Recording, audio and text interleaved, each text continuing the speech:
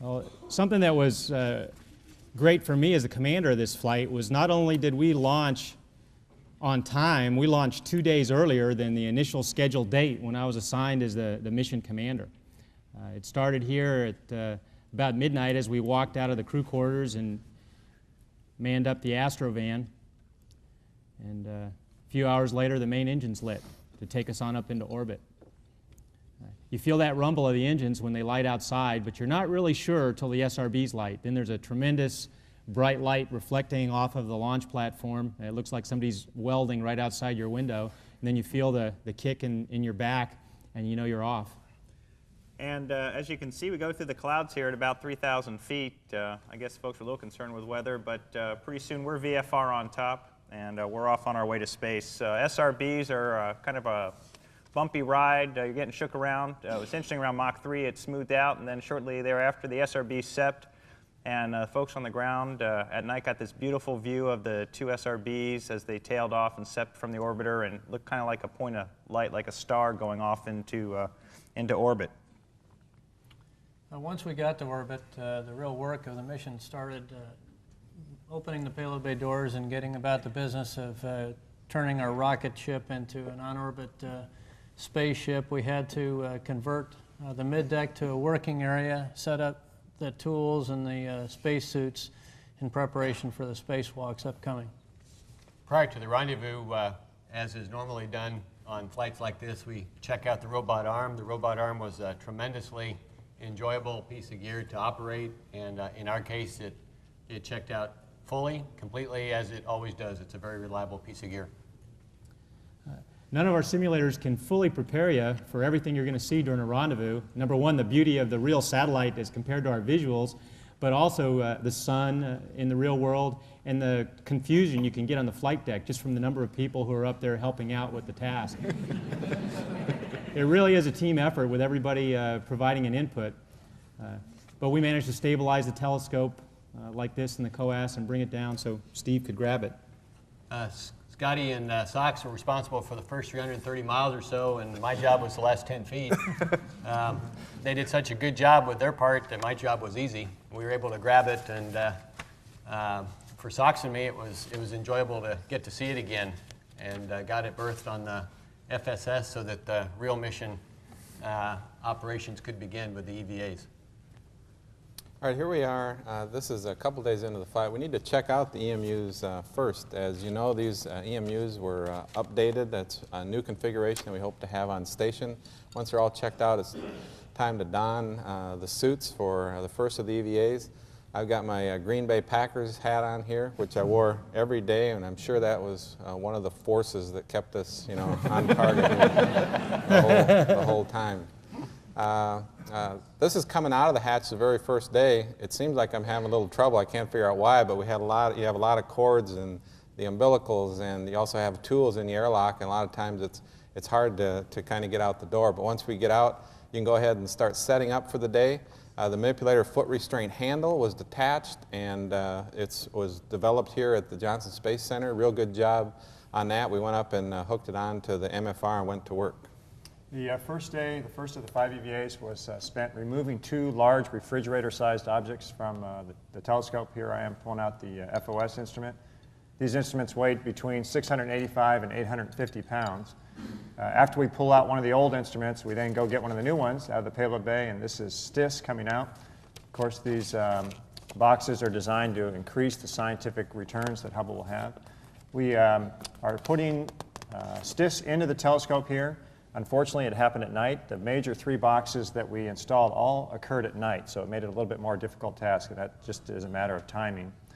After you put a new box into the telescope, you stow the old box, and this is stowing the GHRS box. I might add that these scenes are all sped up to some extent, about 5 times the normal speed. Everything goes a lot slower in space.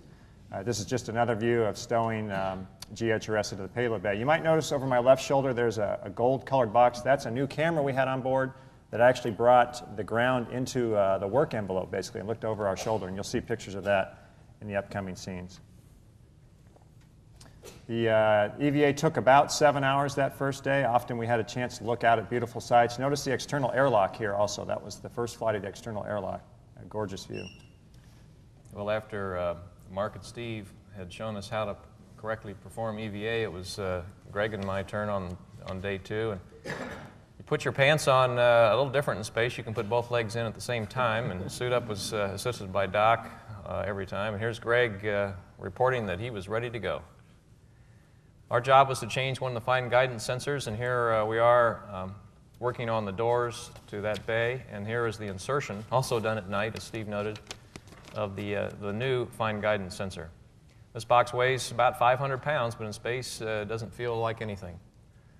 Here we are stowing the old STS to return it to home, where it will be refurbished and launched on a future mission. We also changed out one of the science tape recorders, and that's the black box that I'm holding right there. And this is a beautiful shot of the Earth reflecting off the telescope, and you can see Greg behind me to my left.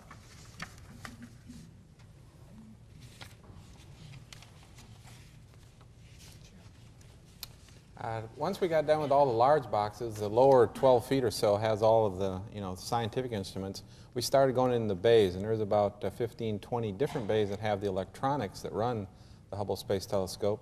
In this case, I'm changing out a data interface unit, and the DIU had lost essentially half of its capability, so we put a new one in. It's a little bit tougher task than some of the normal EVA because it wasn't designed to be EVA compatible. Electroconnectors didn't have wing tabs, a lot of the other things that we tend to do, like the reaction wheel that you see here. The reaction wheel was one of those 12, 15 years ago when they first built Hubble that was meant to be changed out EVA. And when we weren't doing the work, the people inside were looking down. This is thunderstorms over the top of Houston, and it's like a string of firecrackers. It's probably the most incredible lightning display that any of us had ever seen from orbit. So it was pretty spectacular, and you were on the other end of that. So. I guess here we are getting to work on EVA-4. This is the solar array drive electronics box change out. That's Joe handing it off to me and then closing the lid, and I'm on the end of the arm there, and I've got it in my hands, and we go to the work site. I believe this is at sunrise, so you'll see the lighting change fairly rapidly here, and this is real time. Sun goes up and goes down very quickly on orbit. Real commendation to the folks who trained us. This task was just like it was in the training process, except the screws were, although they were equally small, they weren't nearly as corroded as they were in the water. But it was a challenging task to change out that solar array drive electronics box, but it was very doable the way it was designed by the engineers. And there are Joe and I up at the top of the telescope. We're not paying any attention to the Earth up there, changing out or putting some covers on magnetometers. One of the efforts that was underway while we were out there was Scott was working on some other repairs, some patches that were designed and built up by Scott in the course of that EVA day. Joe and I actually put a couple patches on towards the end of EVA Day 4, but then Mark and Steve put on the remainder of the patches on an unscheduled EVA Day 5. That all went absolutely superbly. The design developed by the folks on the ground with the stuff available to us was just great. Real kudos to everybody that was involved in that. Towards the end of that activity, then we finished up, and it was the end of the EVAs. With the EVAs successfully completed, it was time to let Hubble fly free again, and it's a little bit, I guess, like having your kids come home from college. You know, we were really happy to see Hubble when it showed up, and when it was time to send it off, we were really happy to see it go. Once again, I got to grapple it and raise it up off of the FSS, bring it forward in the bay, release it from the arm, and then I told Scott to go ahead and execute the maneuver, which he did. The maneuver was kicked off by firing the forward jets, and as soon as we did that, we fired the jets. The orbiter went back, and the telescope flew right over the top window. This is a view right over our heads, looking out the starboard window, and it was pretty amazing to see this large telescope fly right over our heads. The maneuver after the telescope went out of the window, took us we flew like a loop over and atop the telescope. So the next thing we saw about 15 minutes later was the telescope flying over Sharks Bay, Australia. We saw a lot of Sharks Bay. Never got tired of it. Never got tired. It was a beautiful sight. And then we got to see the telescope, almost like a telescope riser set as it goes across the horizon with the beautiful blue planet in the background. It was quite an amazing sight. Of course, our calling theme the whole time was more power to the telescope, and here we are celebrating the fact that telescope has more power. Sox was in real trouble because Valentine's Day had come and gone and he hadn't written home yet. So he's catching up, and this is a demonstration of one of the real problems with using power tools on orbit. And this is a study in hydrofluid mechanics. But it's interesting to note that the little M&Ms will float right in the middle of the water ball. It makes kind of a pretty picture to show your kids.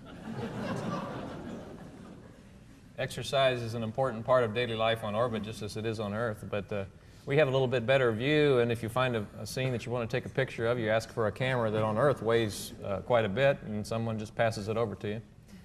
Sox's motto was a clean ship is a happy ship, and he got us all busy cleaning up. And we were real fortunate to get some excellent views of the Hale-Bopp comet that is still visible in the morning sky right now.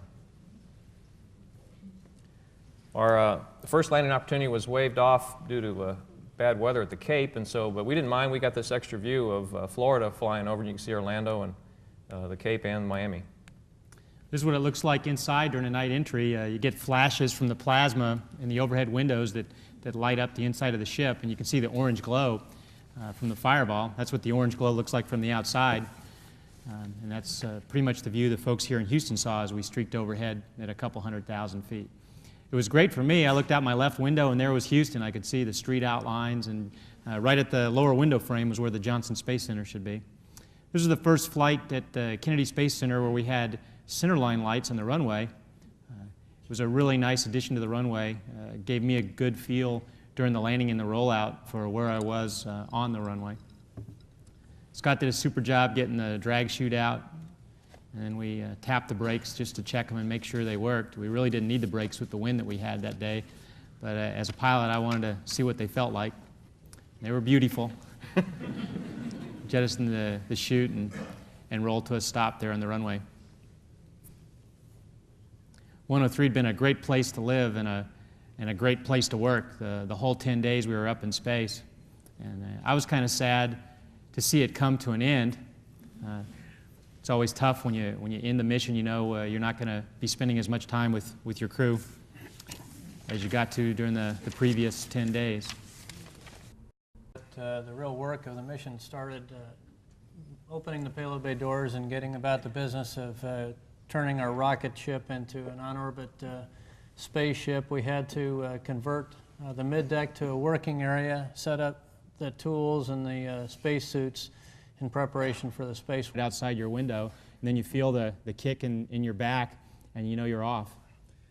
And as you can see, we go through the clouds here at about 3,000 feet. I guess folks are a little concerned with weather, but pretty soon we're VFR on top, and we're off on our way to space. SRBs are kind of a bumpy ride. You're getting manned up the Astrovan, and a few hours later the main engine's lit to take us on up into orbit.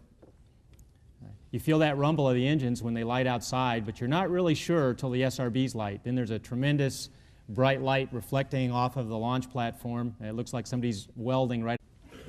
Well, something that was great for me as the commander of this flight was not only did we launch on time, we launched 2 days earlier than the initial scheduled date when I was assigned as the mission commander.